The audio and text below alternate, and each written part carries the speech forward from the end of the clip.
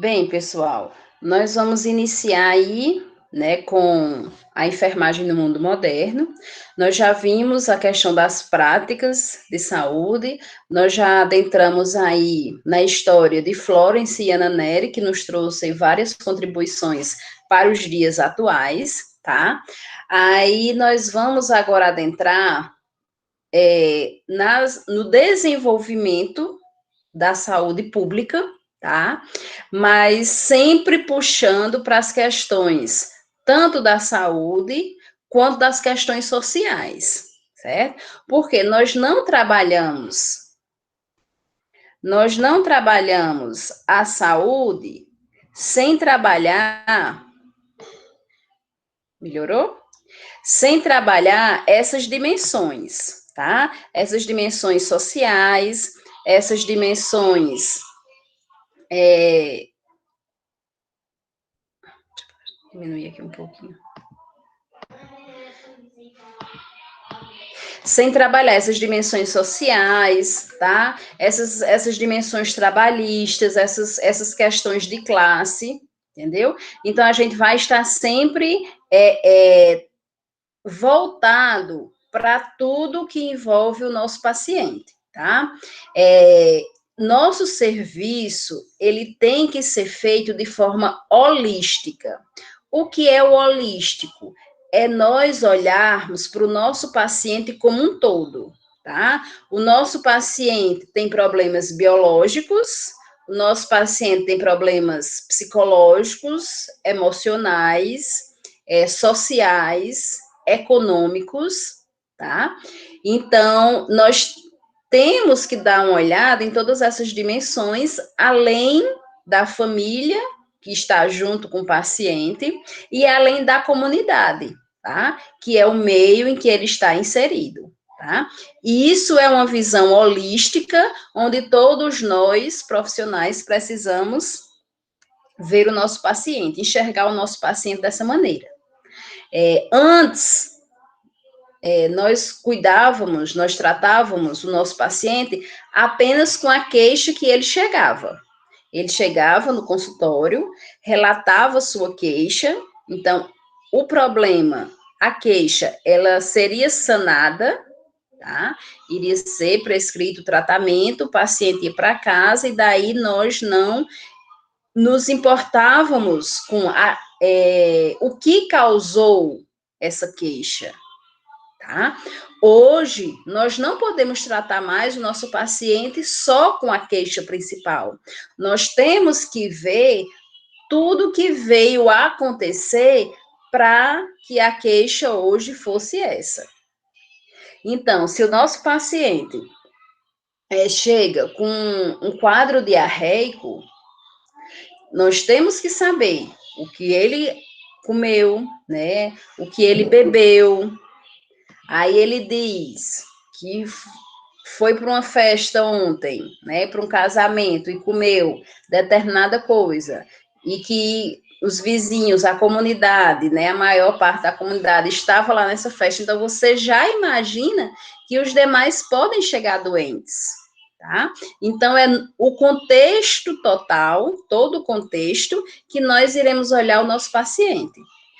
O paciente é hipertenso, e ele está com pico hipertensivo, faz uso da medicação, tem a alimentação separada da família, porque é totalmente hipossódica, totalmente sem sal, tá? E daí ele tem todos os cuidados, porém, não se sabe a causa que essa pressão não se consegue baixar, tá?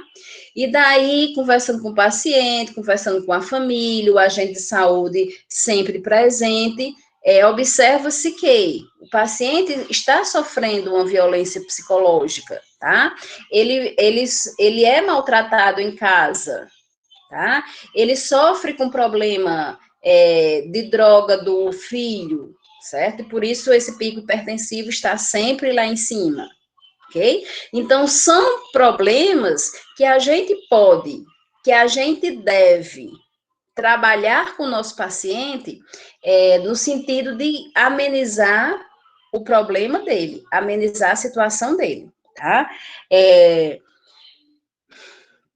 Se nós trabalhamos numa estratégia e lá dentro do nosso território o caminhão do lixo faz 15 dias que não passa, então está se acumulando lixo, né? A gente sabe que o lixo traz moscas, insetos, baratas, ratos, né? Que vão, consequentemente, poder trazer doenças para os nossos pacientes, ok?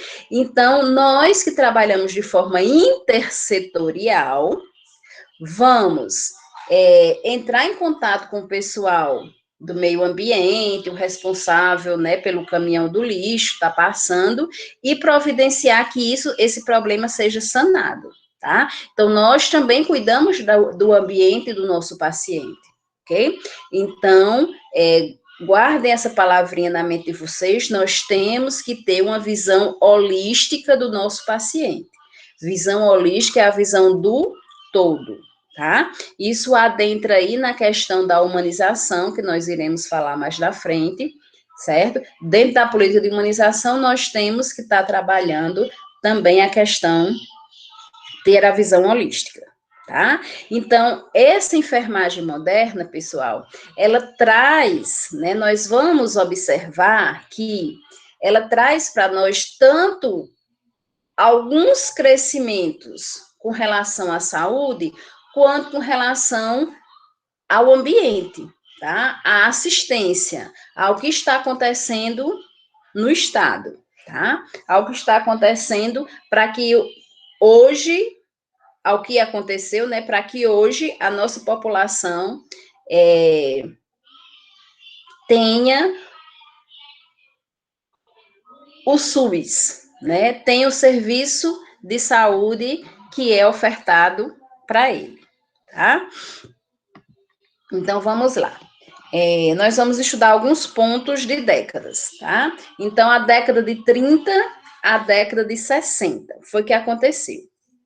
Houve a queda do Estado oligárquico e a ascensão do governo de Getúlio Vargas, tá? Então, foi o que aconteceu. A oligarquia, ela baixou, tá? Ela perdeu os seus poderes e Getúlio Vargas ascendeu, tá? Como governador, como o governador que a comunidade tinha esperança, tá? Que ele mudasse toda essa problemática, todas essas questões sociais, todas essas questões de saúde, dos problemas de saúde que estavam acontecendo no Brasil, tá? Nós sabemos que nesse tempo, né,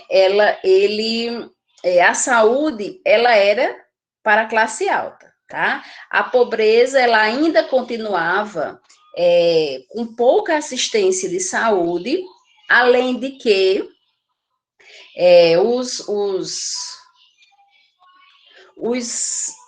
o êxodo rural, né, as pessoas começaram a invadir os grandes centros, né? Começaram a sair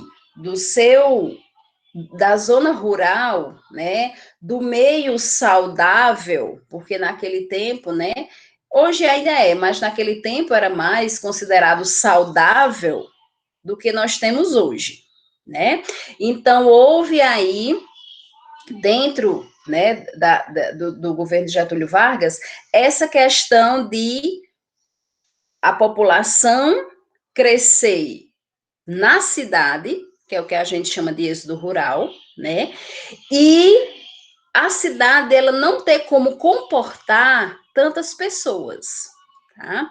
Então, com essa ascensão de Getúlio Vargas aí, as pessoas que tiveram uma esperança de mudança, de transformação, elas tiveram esse pensamento, ok? Só que a pobreza, ela continuou, tá? A assistência à saúde para os pobres realmente não tinha, continuou não tendo, tá? E a classe alta era quem tinha todos os privilégios. Daí veio o governo de Juscelino Kubitschek, tá? O Juscelino Kubitschek, ele trouxe uma nova visão com relação à economia. Ele criou estratégias, tá, para acomodar toda essa população que estava vindo da zona rural para a zona urbana, com as esperanças de uma vida melhor, tá? De ter oportunidades de emprego, de ter uma questão, uma oportunidade com relação a problemas de saúde, tá? E o foi que aconteceu? Getúlio desculpa, Juscelino Kubitschek, né? Ele quis, tá? Abraçar toda essa população e começou-se a criar as favelas e os cortiços, tá? Porque ele permitiu que essas pessoas que não tinham nenhuma condição construísse suas casas, que no tempo aí eram os barracos mesmos, tá? Uns em cima dos outros, tá? Em locais não apropriados, que eram os morros, ok? E daí, essa transformação de Getúlio Vargas, né, de Kubitschek, fez com que a comunidade que estava vindo do êxodo rural aí, visse que eles tinham a oportunidade de viver nos grandes centros, tá? Por quê? Porque tinha uma economia para eles. Eles trabalhavam em subempregos. O que seriam subempregos? Empregos que não tinham carteira assinada, empregos que eles recebiam salários abaixo, né, bem abaixo do que eles poderiam viver numa cidade, tá? Então, eles realmente passavam fome. Só que Kubitschek, né, com esse novo panorama econômico, ele enganou realmente a população no sentido de que eles achavam, né, que se eles conseguissem uma morada na cidade, tá? E eles conseguissem algum tipo de emprego, eles iriam conseguir viver na cidade, tá? E viver bem na cidade. Só que isso foi ilusório, ok? Eles continuaram com o mesmo nível de pobreza, alguns até menos, tá? Porque eles começaram a passar fome, eles começaram muitas vezes a roubar, tá? Para terem o que comer, ok? Então, realmente, a criação dessas favelas e dos cortiços, aí no governo de Kubitschek, fez com que as cidades, né, como nós sabemos, ficassem superlotadas, tá? E as pessoas acreditando que iriam ter uma vida mais confortável. Pura ilusão, ok?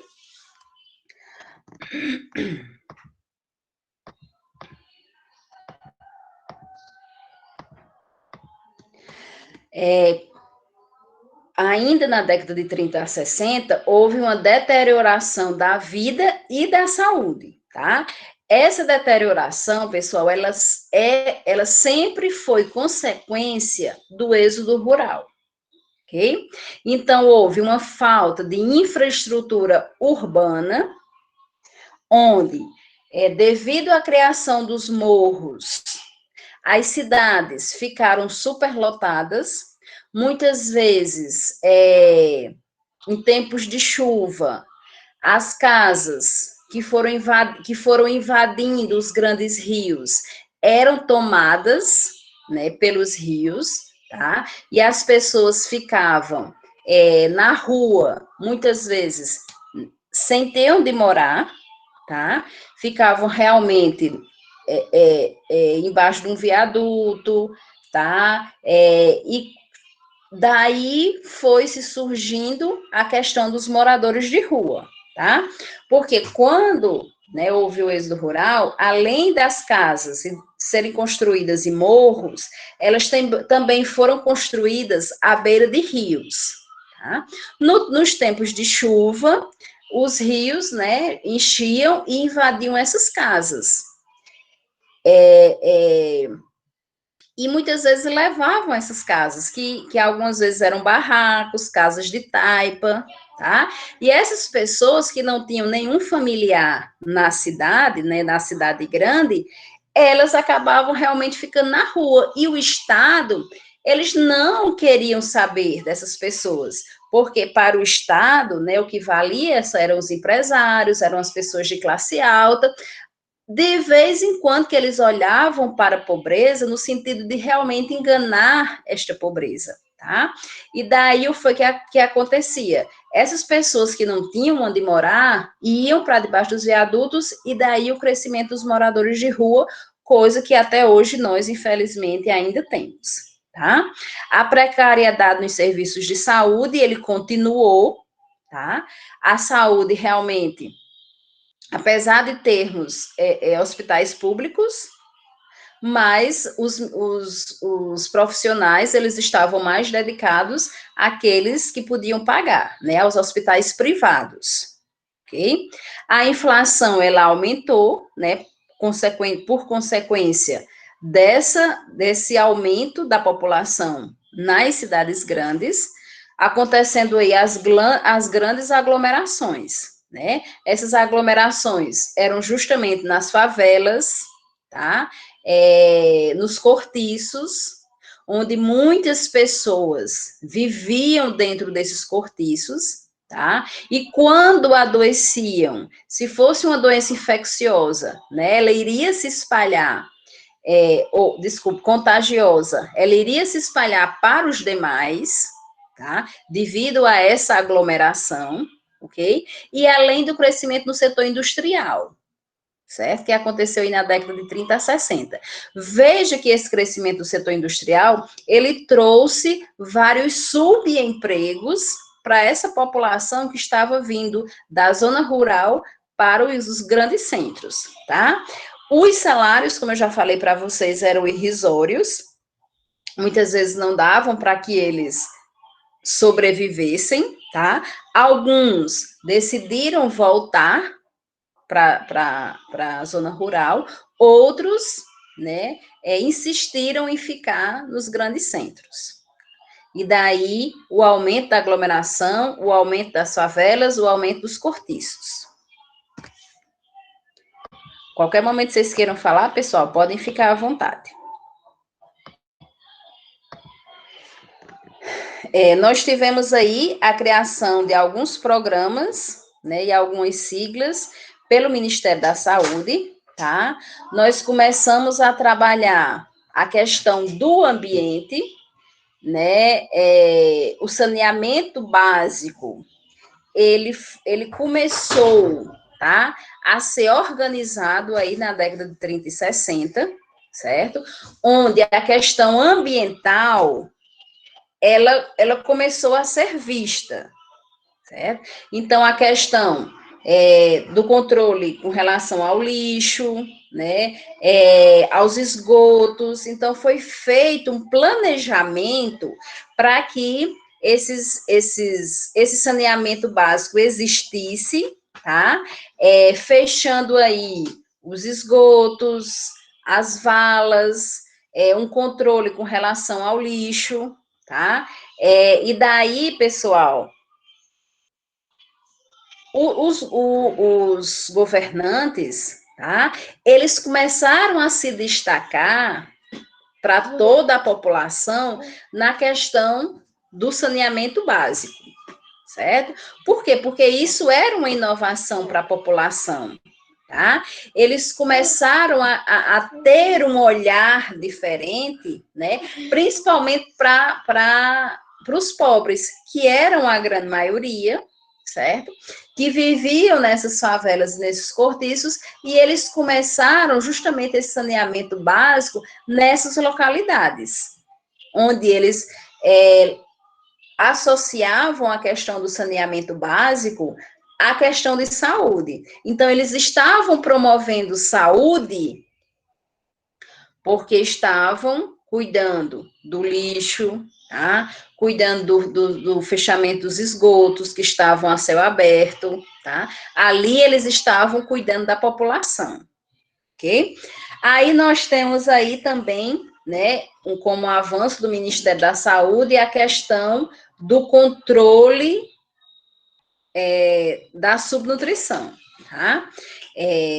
Nós sabemos, isso aí é histórico, que devido a esse êxodo rural, né, as famílias, elas começaram a crescer, tá?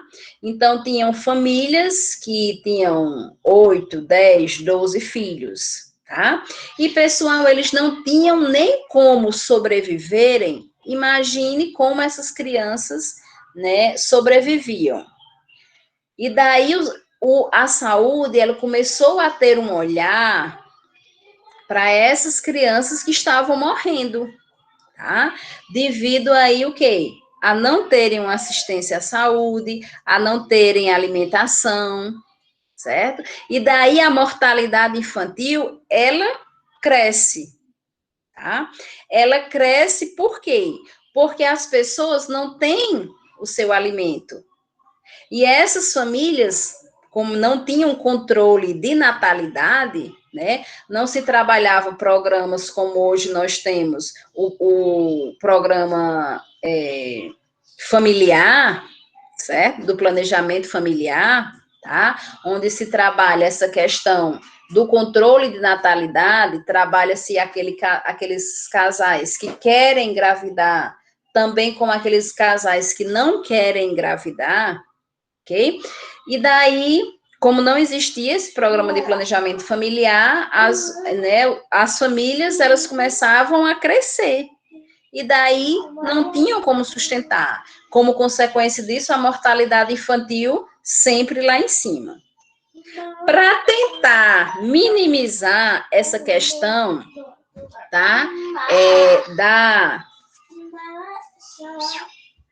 Para tentar minimizar essa questão da mortalidade infantil, começou-se a olhar para essas crianças e o Ministério da Saúde começou a fazer programas de alimentação voltados para essas crianças, tá? Então, começou-se a orientar com relação à alimentação, com relação às cestas básicas, certo? Começou-se a ter um acompanhamento maior, saúde, para essas crianças, ok? Também houve o crescimento do paradigma hospitalocêntrico, tá? Quando a gente fala hospitalocêntrico, a saúde, ela estava voltada dentro dos hospitais, tá? Não existia aí a atenção básica. Todo problema de saúde ia se concentrar dentro dos hospitais. Aí vocês imaginam se hoje que nós temos a atenção básica, que nós temos a UPA aí, né, como nossa colega Patrícia trabalha, tá? Os hospitais estão superlotados, vocês imaginem nesse tempo, né, que nós não tínhamos a atenção básica, tá? Onde os hospitais, eles estavam realmente superlotados, existiam os hospitais privados, né, para aqueles que realmente podiam pagar, mas a grande pobreza estava lá nos hospitais públicos superlotados. Além disso, houve, de acordo, né, com o capitalismo, a indústria farmacêutica. Muitas vezes, esses pacientes que buscavam serviço de saúde, eles não precisavam fazer uso de determinadas medicações. Mas devido à indústria farmacêutica estar crescendo, tá? Investir em determinadas órgãos, instituições, então os profissionais de saúde, eles acabavam passando, né, prescrevendo determinados medicamentos para que essa população comprasse, tá? Muitas vezes sem necessidade, com o intuito de realmente enriquecer a indústria farmacêutica, que hoje é rica, tá? E que muitas vezes, né, é ela que faz com que o custo desses medicamentos, sem o controle do governo, estejam lá em cima, ok? Não sei se vocês assistiram umas reportagens aí com relação à indústria farmacêutica nesse tempo de pandemia, onde os medicamentos estavam para, né, serem aumentados uma porcentagem, e daí o governo impediu essa porcentagem, né, de ser aumentada, justamente devido à pandemia, ok? Mas a indústria farmacêutica, ela tem esse controle, né, de estar aí aumentando o seu produto, tá certo?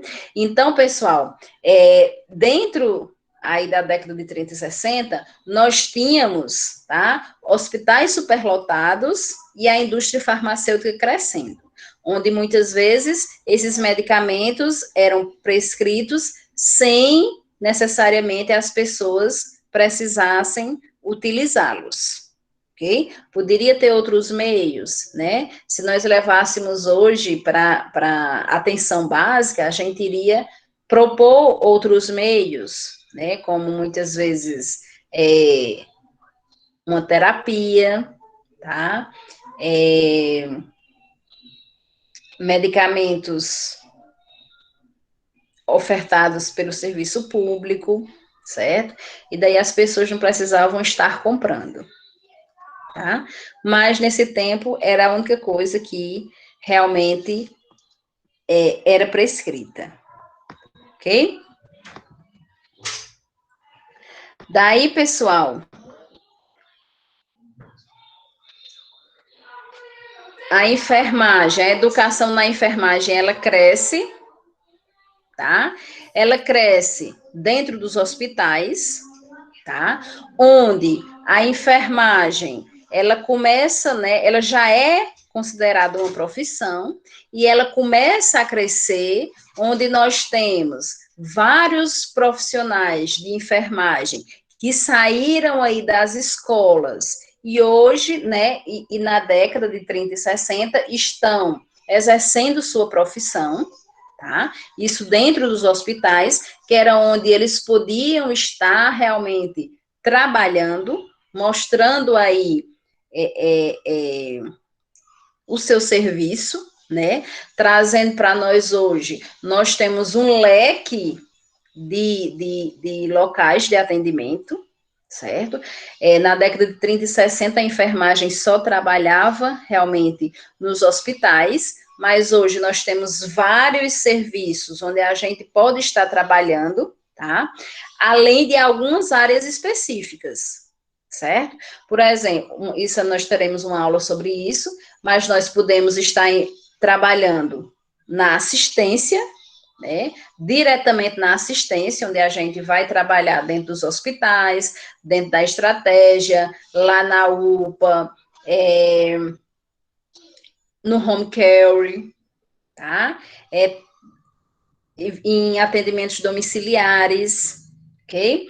A gente pode ir para a área administrativa, onde o enfermeiro ele pode trabalhar com burocracia, né? Ser um coordenador, ser um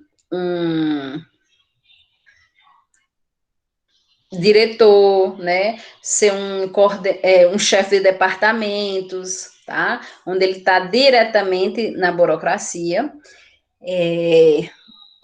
O enfermeiro ele pode adentrar no ensino, onde ele pode estar ensinando aí universidades, né, em faculdades, e também o enfermeiro ele pode estar entrando aí na pesquisa, tá? Próximo semestre vocês vão ter a disciplina de metodologia científica, onde vocês irão estar trabalhando pesquisa, né, pesquisa científica, e o enfermeiro ele também pode estar trabalhando apenas com pesquisa científica dentro das universidades e faculdades, e olhem que eles ganham muito bem, tá? Por serem pesquisadores. E é muito interessante também, viu, pessoal? Espero que vocês se apaixonem aí pela pesquisa científica, tá? Então, voltando aí para a educação e enfermagem, ocorre uma integração nos programas universitários e governamentais, tá? O governo, ele passa a investir pouco, mas ele começa a investir aí nas universidades, tá? Dando oportunidade aí no sentido de acesso, né, a esses universitários terem acesso aos hospitais, a outras instituições de saúde, tá? A composição heterogênea da enfermagem, né, que hoje, Eduardo está anotando, e eu estou falando rápido. Foi, Eduardo, coloquei agora. Viu? Tá anotando?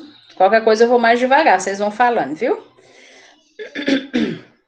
Então, pessoal, houve uma composição heterogênea da enfermagem, né?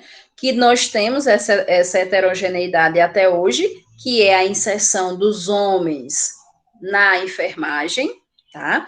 Que nós vimos que, de acordo com as práticas de saúde, né? A enfermagem, ela começou a ser uma profissão só de mulheres, tá? Devido ao histórico que nós tínhamos aí dos cuidados, onde os cuidados eram feitos pelas mulheres, né, pelas donas de casa, depois veio as mulheres de classe alta, prestando serviço voluntários nos hospitais, depois veio as mulheres, né, de má índole, né, não de má índole, mas de uma classe, né, não muito bem vista, fazendo esse serviço, alguns ganhando o mínimo, né? E daí veio as duas mulheres que alavancaram, desculpe, que alavancaram a enfermagem aí, Florence e Ana Nery, tá? Então, até aí, a enfermagem era só de mulheres e agora nós temos, dentro da universidade, a inserção dos homens, tá? Fragmentação e subdivisão na área da enfermagem, que é essa divisão de funções, enfermeiro no ápice e atendentes na base, tá? Como resquícios dessa fragmentação, hoje nós temos a nossa categoria de enfermagem dividida em 3 profissionais, né? Enfermeiro, técnico de enfermagem e auxiliar de enfermagem, tá? Essa questão de enfermeiro no ápice e atendentes na base, né, é a questão que hoje nós temos o científico, né? O enfermeiro, ele detém o científico e o técnico, tá? Ele tem que saber ciência, ele tem que saber a anatomia que vocês estão aprendendo, né? A fisiologia que vocês irão aprender, e outras, né, que vocês irão aprender, estão aprendendo, citologia, histologia, certo? E o técnico e auxiliar de enfermagem, como profissionais de nível médio, tá horrível, está parando, Jordânia, você está me escutando? Eu acho que minha imagem ainda está parada, né? Tá, ainda está parada. Estou me mexendo aqui. Mas a internet tá ruim, acho que é o clima. Aqui está chovendo, a internet tá horrível também. Tá? Mas vocês estão me escutando? Estão vendo os slides? Alguém? Tô ouvindo. Tá ouvindo, Eduardo? Tá bom. Mas os slides vocês estão acompanhando, tá? Pois Tô, pronto. tô, tô acompanhando os slides e tô ouvindo. Normal. Pronto, pois tá bom demais. A imagem da professora é o de menos, né? Ok, pessoal? Tudo tranquilo, então, né? Podemos prosseguir? Quando se começar a cortar a voz, aí vocês vão falando, porque aí, né, fica ruim de vocês entenderem. Certo? Então, prosseguindo aí, pessoal, né, falando aí do técnico e do auxiliar de enfermagem, que eles detêm um conhecimento técnico, tá? Diz aí que eles estão na base, porque em questão de hierarquia, né, o enfermeiro, ele supervisiona o serviço do técnico e o serviço do auxiliar de enfermagem, ok? De acordo com o nosso conselho de enfermagem, né, vocês vão aprender aí no terceiro semestre, o técnico e o auxiliar de enfermagem não podem exercer sua profissão se no ambiente de trabalho não tiver um enfermeiro para supervisionar, tá? Orientações aí do nosso conselho de enfermagem. Isso por quê? Porque o enfermeiro, ele é supervisor da equipe de enfermagem, ou seja, ele supervisiona o auxiliar e o técnico de enfermagem. Então, você veja que dentro da educação, tá, na enfermagem, nós já temos essas divisões, tá, do enfermeiro, do técnico e do auxiliar de enfermagem. Tá? Nós tínhamos ainda nessa década também a questão da parteira dentro da classe de enfermagem. Ok, pessoal? E veja, na década de 30 e 60, nós já tínhamos aí todas essas divisões, né, consideradas profissão. Tá certo?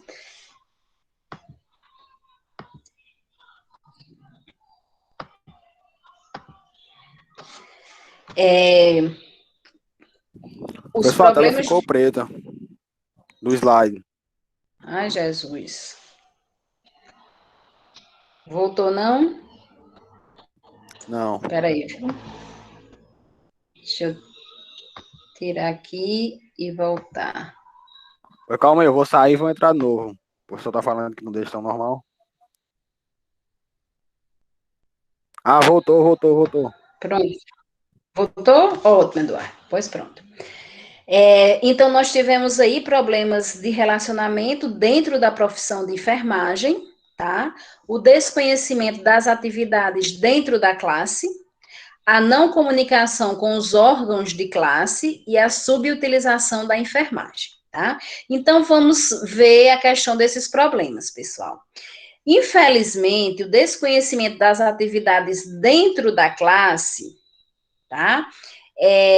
Isso é visto, esse desconhecimento, muitas vezes pela população. Às vezes a população, ela não consegue diferenciar que é o enfermeiro, quem é o técnico, quem é o auxiliar, tá? Então, eles generalizam todos enfermeiros, né? O enfermeiro, mas é o técnico, o enfermeiro, mas é auxiliar, tá? Que na realidade, né, algumas vezes, né, eles também diferenciam o enfermeiro-chefe e o enfermeiro, né, como se o enfermeiro-chefe fosse realmente o enfermeiro e o enfermeiro fosse o técnico e o auxiliar, tá? Para nós, né, que somos da classe, nós sabemos essas diferenciações, ok? Porém, com relação às atividades, muitas vezes elas ficam. Como é que eu posso falar? Muitas vezes elas são realizadas, deixa eu reformular. Muitas vezes elas são realizadas por profissionais, tá? Que não devem realizar. Por exemplo, dentro da nossa profissão, quando vocês estiverem pagando ética profissional, a legislação, vocês vão aprender que o enfermeiro, ele realiza algumas atividades que são específicas do enfermeiro. O técnico e auxiliar realizam as atividades do técnico, tá? Eles não podem, de maneira nenhuma, exercer atividades que são específicas do enfermeiro, como, por exemplo, a sonda nasogástrica e a sonda vesical, tá? Passagem de sonda é atividade privativa do enfermeiro, ou seja, só quem pode fazer é o enfermeiro, ok? Só que, infelizmente, nós acabamos vendo dentro do nosso ambiente de trabalho, isso já acontecia na década de 30 e 60, e hoje ainda acontece, né? Técnicos e auxiliares de enfermagem passando esta sonda, que é privativa do enfermeiro, ok? Isso pode acontecer? Não, tá? Porque a questão da passagem da sonda, ela requer um conhecimento específico, um conhecimento científico, além do conhecimento técnico, tá? Nós temos que saber a técnica da passagem da sonda, por isso que a gente paga as disciplinas de semiologia e semiotécnica, vocês irão pagar aí quarto e quinto semestre. Mas nós também precisamos saber a questão da anatomia, a questão da fisiologia, tá? De forma bem aprofundada. E quem sabe isso, quem estuda isso na academia é o enfermeiro, não o técnico e o auxiliar. Eles podem saber a técnica, mas eles vão saber a técnica para auxiliar o enfermeiro na passagem dessa sonda, ok?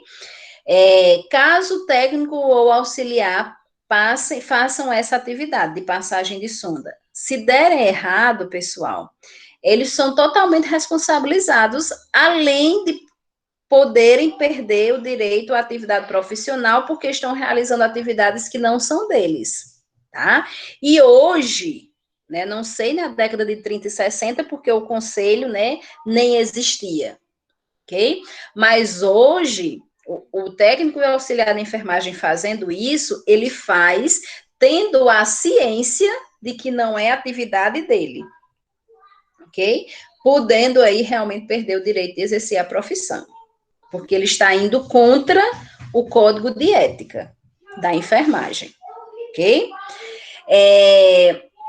No geral das atividades, alguns profissionais também acabam exercendo alguns profissionais de enfermagem também acabam exercendo atividades de outros profissionais. Como exemplo básico que nós temos aí é a questão da sutura. Sutura é atividade médica. Sutura não é atividade de enfermagem. Então, não é atividade do enfermeiro, não é atividade do técnico, não é atividade do auxiliar de enfermagem. E, infelizmente, nós presenciamos profissionais da enfermagem realizando essa atividade que é médica, tá? Aí alguns questionam, mas é os médicos que mandam. Mas eu tenho que obedecer. Pessoal, tá? O médico não manda na categoria de enfermagem, certo? Principalmente o médico não manda no enfermeiro, tá? Nós somos profissionais de nível superior iguais aos médicos. Então, não tem porquê, não se explica porquê nós obedecermos ordens, fazer uma sutura porque o médico mandou. Isso não existe, ok? E daí, com relação ao técnico e enfermagem, ou o técnico e auxiliar de enfermagem, também está realizando essa técnica, eles não têm que realizar, certo? Porque eles são supervisionados pelo enfermeiro, então eles têm que receber orientações do enfermeiro, não do técnico, ou não do médico, tá? E assim, o médico, ele diagnostica, ele prescreve, nós administramos as medicações, cuidamos do nosso paciente, orientamos o nosso paciente. Algumas vezes também prescrevemos, dependendo aí das medicações. Vocês vão aprender aí mais na frente, tá certo? Nós consultamos, nós enfermeiros, tá? Nós trabalhamos com assistência, certo? Então, nós temos muitas atividades para realizar que nós não precisamos estar realizando atividades que não são da nossa alçada. Tranquilo? Com relação à não comunicação dos órgãos de classe, né? Na realidade, a princípio, nós não tínhamos um conselho, tá? Os profissionais de enfermagem eram fiscalizados pelo Conselho de Medicina, ok? Em 73, que nós tivemos aí a criação do nosso Conselho de Enfermagem, ok? E a questão da subutilização da enfermagem é tudo que eu falei para vocês, tá? A enfermagem exercendo atividades que não são delas, tá?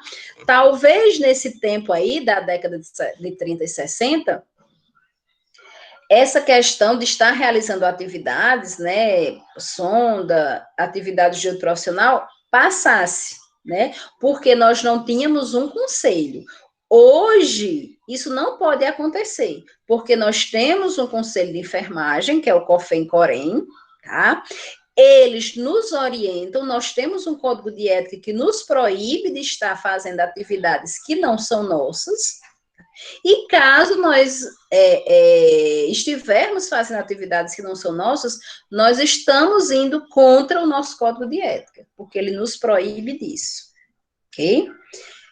Nós vamos ser penalizados por isso, porque estamos cometendo uma infração ética e disciplinar. Tranquilo? Então, a educação da enfermagem, ela cresce aí nesse sentido, tá? E nós temos que ver essa questão aí de estarmos realizando atividades que são nossas, tá?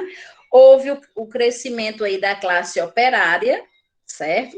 Onde, isso vamos iniciar, né, a década de 70 a 80, tá? Com o crescimento da classe operária. O que foi que aconteceu aí, pessoal? Os trabalhadores começaram a ser vistos, tá? Tanto na questão de saúde, quanto na questão da assistência, onde foi criado aí o INAMPS, né, que é o da Previdência Social, que hoje nós temos o INSS, tá? Que trabalha diretamente com o Ministério do Trabalho, né, que é ligado ao Ministério do Trabalho, certo? E ofertava, na década de 70 e 80, né, o INSS, ele ofertava, tá, aos trabalhadores a questão de planos de saúde, ok? Então, a saúde, que na década de 30 e 60 era só realmente para a classe alta, e a pobreza, né, ficava à mercê do sistema, com o início da década de 70 e 80, né, e a criação dessas previdências sociais para a população, para os trabalhadores, tá, eles começaram a ter essa assistência à saúde, tá, através dos planos de saúde, que, né, muitas vezes descontavam horrores aí do salário desses trabalhadores, mas eles tinham agora um serviço de saúde. Eles não estavam à mercê, né, da assistência à saúde, como aqueles que não eram trabalhadores, né, que não tinham carteira assinada, continuaram, ok? Daí nós tivemos as conferências de saúde, tá? Dentro das conferências de saúde, nós tivemos aí, né, o slogan Saúde para Todos no ano 2000, tá? Onde o Estado, ele começou, né, a divulgar esse trabalho, né, a divulgar esse slogan, que como se o Estado ofertasse os melhores serviços de saúde para toda a população, né, de forma igual, né, bem igualitário, certo? E daí as pessoas começaram, né, a olhar para esses governos, né, com uma esperança, né, de que eles realmente iriam melhorar aí com relação à assistência à saúde, tá? Dentro das conferências houve a reforma sanitária, onde começou-se a trabalhar aí a questão da saúde pública, onde foram criados vários ministérios, tá? Dentro do Ministério da Saúde, especificamente, foram criados vários departamentos. Esses departamentos, eles começavam a trabalhar no sentido de realmente levar uma maior assistência à população, tá?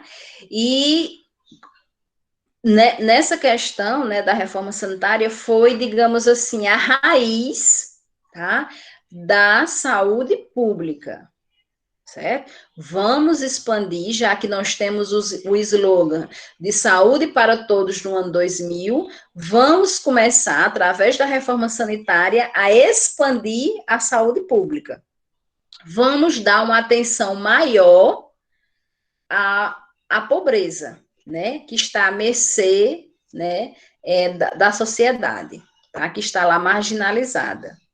Ok? Então, vamos começar a dar atenção, vamos começar a prestar uma saúde com uma qualidade melhor, tá? E daí cresceu-se a saúde pública. E daí vem o nosso, né, querido SUS, né, Sistema Único de Saúde aí, tá? Que trouxe para nós alguns princípios, tá? Princípios no sentido da igualdade, tá? Que a saúde é igual para todos, né? No sentido de universalidade, tá? A saúde está para todos. Não importa se você mora lá no Cortiço, se você mora lá na favela, tá? Se desloque até o serviço de saúde, porque ele é universal, ok? Então, o SUS, ele foi organizado dentro desses princípios, tá? Os princípios vocês vão trabalhar em saúde coletivos, mas volta e meia vocês vão escutar falar aí nesses princípios do SUS, tá? Que assim, pessoal, eu coloco isso para vocês refletirem, né? Principalmente os colegas aí que trabalham na área podem concordar comigo, tá? A questão de que o SUS é bom no papel, é ótimo, tá? Mas não é bom na prática. Aí eu quero que vocês reflitam isso. Por que, que ele não é bom na prática? Né? Aí, muitas vezes, nós colocamos a culpa nos governantes. Tudo bem, eles têm uma parcela de culpa. Concordo com esse pensamento de vocês totalmente, tá? Mas eu também quero que vocês imaginem, será que muitas vezes o SUS ele não funciona também por causa dos profissionais que trabalham nele, né? Os profissionais que trabalham no serviço público, tá? Onde muitas vezes, na estratégia de saúde X, o médico chega às 8 horas. E ele só vai 3 vezes na semana, tá? Então, muita gente, né, lá na estratégia, lá no posto de saúde. Aí eu sou vizinha da atendente, que trabalha no posto. Tá travando para todo mundo? Não, para mim não. Então deve ser a internet, Raquel. A internet tá um caos em todo A canto internet de mesmo. Eduardo é boa, por isso ele não tá travando lá. Ah, é? Ó, aí, pessoal, Engraçada. mas estamos terminando. Vamos ver se melhora aí, viu, Raquel? Qualquer coisa você fala. Ela saiu, ela deve entrar. Pronto, Eduardo, vai já. Deixa eu só concluir aqui esse meu raciocínio, né? Aí, assim, eu sou vizinha da atendente, tá? Então, quando ela vai saindo, né, para entrar às 7 horas, aí eu digo, fulana, quando o médico chegar lá, tu liga para mim, guarda uma vaga para mim, tá certo? Aí, quando o médico estiver lá desocupado, tu liga que eu vou. Aí, chego lá, o atendente chegou lá, né, o médico só vai atender 20 pessoas. Então, ela distribui 19 fichas, porque a outra ela guardou para mim, que estou em casa, né, lá no meu WhatsApp, fazendo minhas coisas de casa, e o pessoal que chegou 4 horas da manhã, que está lá na fila, que não entrou entre as 19 vagas, foi embora, tá? Aí a culpa disso é do SUS? Não, a culpa disso foi da atendente, né? Que é uma funcionária do serviço público.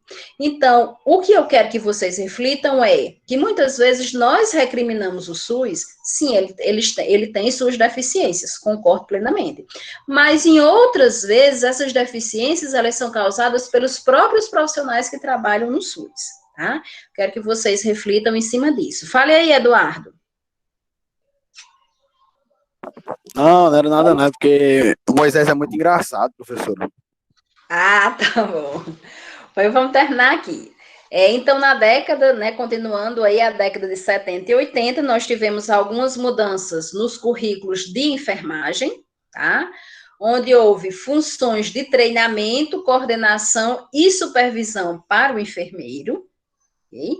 O enfermeiro, ele é supervisor, porém ele também é supervisionado, né? Ele é cobrado, e daí houve um treinamento para que ele exerça, para que o enfermeiro exerça essas funções de coordenação e de supervisão, né? Porque nós sabemos que dentro da estratégia de saúde da família, o enfermeiro, ele é o coordenador da estratégia, tá? Então, ele foi treinado para ser coordenador e treinado para a questão de supervisor da equipe de enfermagem, tá?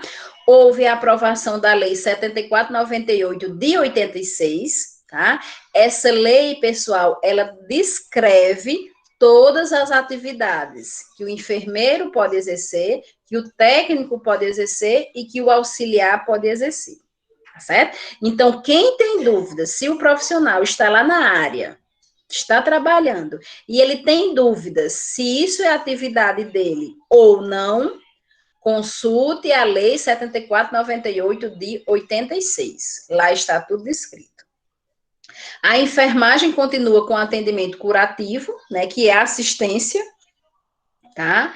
E o crescimento de atendimento preventivo. Esse atendimento preventivo, pessoal, é que com a reforma sanitária, né, começou-se a trabalhar realmente, né, os futuros aí programas de saúde da família, né, que hoje nós chamamos de estratégia de saúde da família, que são os postos de saúde. Em outra aula que nós vamos ver, né, a história do SUS, a história da saúde pública, a gente vai adentrar nessa questão aí, né, bem específica do SUS, ok? E para encerrarmos por hoje, tá?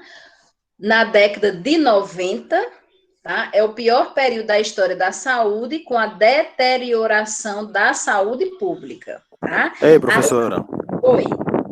volta aí só para me tirar um print aqui rapidinho, que eu tava quase tentando copiar. Pronto, pois copia aí. Ô, Glória, Eduardo copiando? É porque não tá de ressaca. Ei, professora. Vou ficar calado. Eduardo, esse povo, né, te detona, Me né? ama. Mas tá bom. Pode Tá passar, bom. Eduardo. Professora, porque Eduardo é conhecido, segunda a segunda, não tem um dia assim, a semana ele não respeita. Isso, segunda-feira ele vai estar, hein? Bom demais, com o feriadão dele. Mentira, tia, mentira. Posso passar? Pode, Eduardo? Pode. Pronto. Então, pessoal, é o pior período da saúde pública, né? Porque, assim, a saúde pública, ela começou, né, da década aí de 80, tá? Como a salvação da lavoura, né, para a pobreza com relação à saúde, né?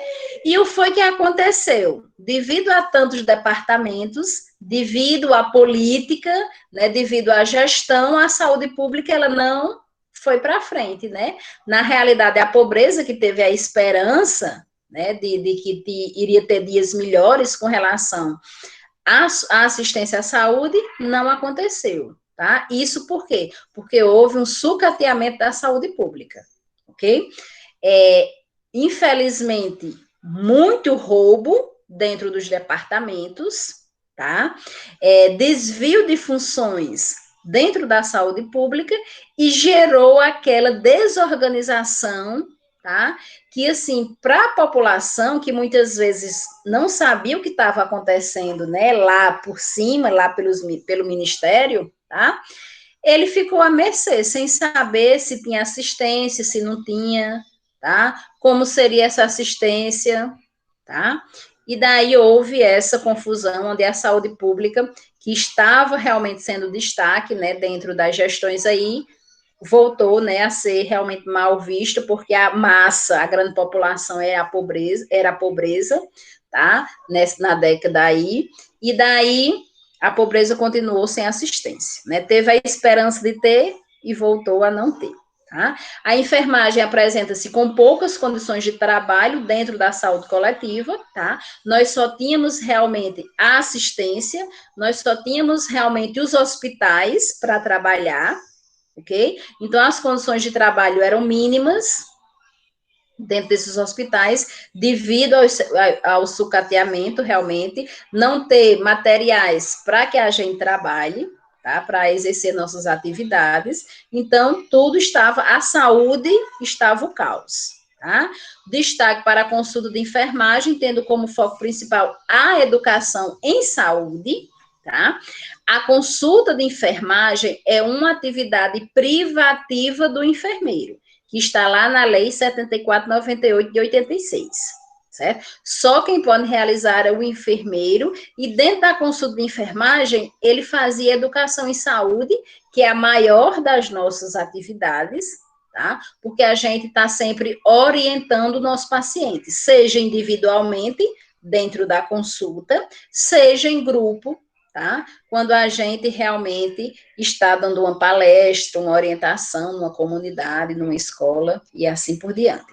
E a sociedade ficou à margem do serviço de saúde, então aí a gente termina a década de 90 com a sociedade continuando, né, a pobreza, continuando sem os serviços de saúde, que foi prometido no início da reforma sanitária, tá? Que foi prometido nas conferências de saúde, onde a saúde era para todos no ano 2000, certo?